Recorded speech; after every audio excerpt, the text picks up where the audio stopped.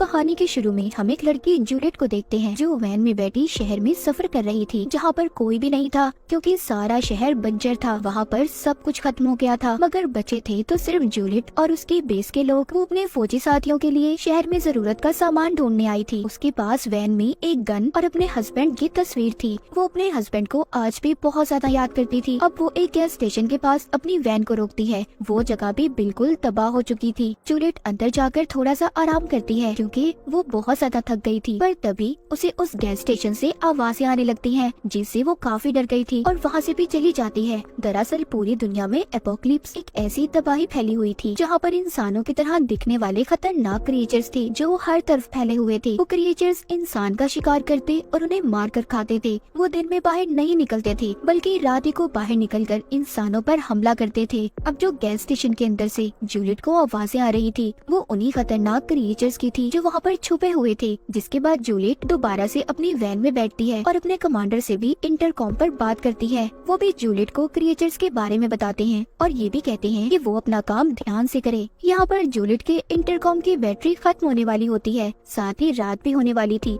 इसीलिए वो अपनी वैन को एक छोटे रास्ते से ले जाने लगती है। थोड़ा आगे जाने पर उसे एक और वैन दिखाई देती है जहाँ पर एक आदमी जख्मी हालत में था। वो जाकर जब उसे देखती है तो वो जूलियट को बताता है कि कल रात मेरे ऊपर एक क्रिएचर ने हमला किया, उसी ने मेरा ऐसा हाल कर दिया है। मैंने उसे अपनी वैन में बंद किया हुआ है, पर वो आदमी बहुत ज्यादा दर्द में था, इसीलिए वो जूलियट को खुद को मारने का कहता है क्योंकि उस आदमी से दर्द बर्दाश्त नहीं हो रहा था। जिसके बाद वो उस जख्मी आदमी की वैन में जाकर उस क्रिएचर को मार देती है और जरूरत का सामान लेकर बाहर आ जाती है। बाहर वो आदमी भी मर गया था। अब बस रात भी होने वाली थी, इसलिए जूलियट जल्दी से अपनी वैन में बैठकर अपनी बेस की तरफ जाने लगती है। जब वो जा रही थी तो रास्ते में वो अपने हस्बैंड जैक की तस्वीर को देखते हुए उसका ध्यान भटक जाता है और उसकी वैन का एक्सीडेंट हो जाता है। तो साथ ही यहाँ से कहानी जाती है पास्ट में, जब सब कुछ ठीक था, जब दुनिया ऐसी नहीं थी। जूलियट को हम एक आर्ट गैलरी में देखते हैं जहाँ पर वो पेंटिंग्स को देख रही थी। वहीं पर वो जैक से पहली बार मिली थी जो उस आर्ट गैलरी का मालिक था। आकर जैक उससे पूछता है क्या तुम्हें वो पेंटिंग पसंद आई, जिस पर वो कहती है हाँ शायद, क्योंकि जूलियट यहाँ पर किसी पेंटिंग को देखने नहीं बल्कि वो तो यहाँ पर फ्री का खाने पीने के लिए आई थी। जैक भी उसकी बातों से समझ गया था कि उसे पेंटिंग्स के बारे में कुछ भी नहीं पता। वो उससे कहती है कि बाहर बारिश हो रही थी, मैं तो बस इसलिए यहाँ पर आई थी। पर जैक उसकी बातें सुनकर कहता है मैं जानता हूँ तुम्हें यहाँ पर गॉड ने भेजा है क्योंकि वो हमें मिलाना चाहते हैं। जिसके बाद वो जूलियट को एक पेंटिंग दिखाता है जिसमें काफी अजीब शक्ल बनी हुई थी। वो कहता है इसे देखो, ये देखकर तुम्हें ऐसा लग रहा होगा कि ये कितनी बुरी है, पर मेरा कहना ये है इसे गौर से देखो, तुम इसकी ऐसी शक्ल पर मत जाओ बल्कि ये देखो इसे कितने खूबसूरत तरीके से बनाया गया है। यानी कि जैक उसे यहाँ पर इंसान की अंदरूनी खूबसूरती के बारे में समझा रहा था। अब अगले दिन जैक जूलियट से फिर मिलता है और उसे अपने घर ले जाता है। घर देखकर हैरान हो गई थी क्योंकि उसका घर बहुत बड़ा और खूबसूरत था। वो दोनों बैठकर बहुत बातें करते हैं जहाँ पर उन्हें पता चलता है कि उन दोनों के माँ बाप नहीं थे। लेकिन थोड़ी देर बाद जूलियट को कुछ अजीब महसूस होता है और वो जाने लगती है क्योंकि उसे जैक का इतना अच्छा रवैया देखकर उस पर शक हो रहा था, इसीलिए वो उसके घर से चली जाती है। जिसके बाद कुछ दिन बाद का सीन दिखाया जाता है। जैक जूलियट को एक बार में देखता है, उसके साथ एक बूढ़ा आदमी था। जैक को ये देखकर बिल्कुल भी अच्छा नहीं लगता। उसे ये जानकर तो और भी ज्यादा बुरा लगता है कि जूलियट ऐसे बुरे लोगों के साथ वक्त सिर्फ पैसे लेने के लिए गुजारती है, इसीलिए वो अब उसका पीछा करता है। वो उसके घर तक आ गया था पर वो देखता है कि कुछ गुंडे जूलियट को तंग कर रहे थे क्योंकि उसने उनके घर का किराया नहीं दिया था। तो ये सब देखकर जैक उसकी मदद करता है, घर के मालिक को किराया देता है और जूलियट से कहता है कि मैं तुम्हारी मदद कर सकता हूँ अगर तुम चाहो तो। पर वो उसकी कोई बात नहीं सुनती और उल्टा गुस्से में उसे अपने घर से जाने का कहती है। काफी दिन ऐसे ही गुजर जाते हैं। एक दिन जूलियट खुद ही जैक के घर आती है। उसकी हालत बहुत खराब थी, वो बहुत जख्मी थी। ये हालत उसकी उन्हीं गुंडों ने की थी जिनसे पहले जैक ने इसे बचाया था। जैक जब उसकी ऐसी हालत देखता है तो काफी परेशान हो जाता है। फिर वो उसके जख्मों को साफ करता है और उसका काफी ख्याल भी रखता है। जूलियट ये बात नहीं जानती थी कि जैक उससे कितना प्यार करता है, इसीलिए तो वो उसका इतना ख्याल रख रहा था। यहाँ पर हमें जूलियट के बारे में एक और बात पता चलती है कि वो नशा भी किया करती थी। अब जब वो बिल्कुल ठीक हो जाती है तो दोबारा नशा करने के लिए बाहर जा रही थी। जैक उसको रोकता है कि ऐसा मत करो, जिस पर उसे बहुत गुस्सा आता है और घर की चीजों को भी फेंकने लगती है। तभी जैक उसको गले लगाकर शांत करता है। वो उसकी नशे की हालत को छुड़वाना चाहता था। इसीलिए वो उसे शहर से दूर ले जाता है, जहाँ पर वो एक बहुत ही खूबसूरत घर खरीदता है। उन दोनों ने शादी भी कर ली थी और वहाँ पर हंसी खुशी रहने लगे थे। एक दिन जूलियट जैक को खुशखबरी देती है कि वो माँ बनने वाली है, जिससे जैक बहुत खुश होता है। पर जब उनका बच्चा पैदा होता है तो वो मरा हुआ था, जिससे वो दोनों काफी दुखी हो गए थे। जैक इस बात को जानता था कि ये सब जूलियट की नशे वाली आदत की वजह से हुआ है, पर वो उसे कुछ नहीं कहता क्योंकि वो भी बहुत दुखी था। जूलियट फिर से पहले से भी ज्यादा नशा करने लगी थी। वो रात रात भर घर से बाहर रहती थी। जैक जाकर उसे ढूंढ कर लाता और उसका ख्याल रखता था। पर एक दिन जब दोनों गाड़ी में जा रहे थे तो उनके बीच झगड़ा हो जाता है। जूलियट उससे कहती है कि मेरे बच्चे की मौत के जिम्मेदार तुम हो, जिस पर जैक को बहुत गुस्सा आता है और वो गाड़ी से उतरकर एक फैक्ट्री के पास चला जाता है। और जूलियट भी एक बार में आ गई थी। तभी उसे जैक की कॉल आती है, पर वो उसे नहीं उठाती। लेकिन जब वो टीवी पर खबर देखती है जिसमें बताया जा रहा था कि फैक्ट्री के पास एक केमिकल धमाके की वजह से 40 लोग मर गए, तो वो बहुत ज्यादा डर जाती है और जैक के बारे में सोचने लगती है। तभी वो जैक का फोन उठाती है तो एक आदमी उसे बताता है कि जैक की हालत बहुत खराब है और वो हॉस्पिटल में है। जूलियट जल्दी से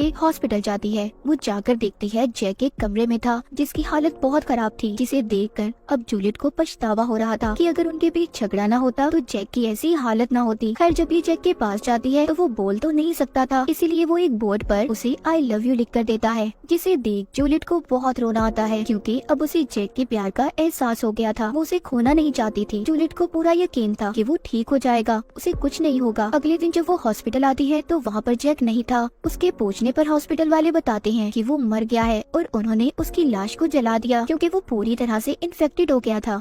ये सुनकर तो जूलियट अब टूट चुकी थी। वो उसके मरने के बाद जैक की बहुत सी यादों को याद करती है। जैक के जाने के बाद जूलियट अब फिर से बिल्कुल अकेली हो चुकी थी, जिसके बाद हम कहानी को दोबारा से प्रेजेंट में देखते हैं, जहाँ पर जूलियट की वैन का एक्सीडेंट हुआ था। अब आहिस्ता आहिस्ता उसे होश आता है। उसकी टांग वैन में फंसी हुई थी। वो हिलने की कोशिश करती है मगर हिल नहीं पाती। तभी वो अपनी गन को देखती है जो वैन से थोड़ा दूर पड़ी थी। वो एक तार के जरिए उसे अपनी तरफ खींचने की कोशिश करती है पर नहीं खींच पाती। अब वो अपनी टांग को जैसे तैसे कर बाहर निकालती है। उसकी टांग की हड्डी टूट चुकी थी जो अब बाहर निकल रही थी। वो उस पर शराब को डालकर हाथ से उसे अंदर करती है, जिससे उसे बहुत दर्द हो रहा था। पर उसने अपनी टांग पर अब पट्टी बांध ली थी। वो अपनी वैन में मौजूद रेडियो से अपने बेस पर राब्ता करने की भी कोशिश करती है पर उसकी किसी से भी बात नहीं हो पाती। अब वो आहिस्ता आहिस्ता रेंगते हुए बाहर जाती है और जाकर अपनी गन उठा लेती है। तभी वहाँ पर उसके रेडियो के शोर से अजीब सा क्रिएचर आ गया था जो दिखने में बिल्कुल इंसान जैसा था। असल में ये जितने भी ऐसे क्रिएचर्स थे सब पहले इंसान थे, पर उस फैक्ट्री के केमिकल वाले धमाके की वजह से बचने वाले इंसान क्रिएचर्स में बदल गए, यानी वही धमाका जिसमें जैक की भी मौत हुई थी। जूलियट को तभी अपने रेडियो पर भी आवाज आती है। उसके बेस से कोई बोल रहा था, पर अब वो क्रिएचर भी उसकी तरफ आने लगा था क्योंकि रेडियो की आवाज उस क्रिएचर को जूलियट की तरफ खींच रही थी। तभी जूलियट उस रेडियो को अपनी वैन से दूर फेंकती है, जिससे वो क्रिएचर भी रेडियो के पास जाकर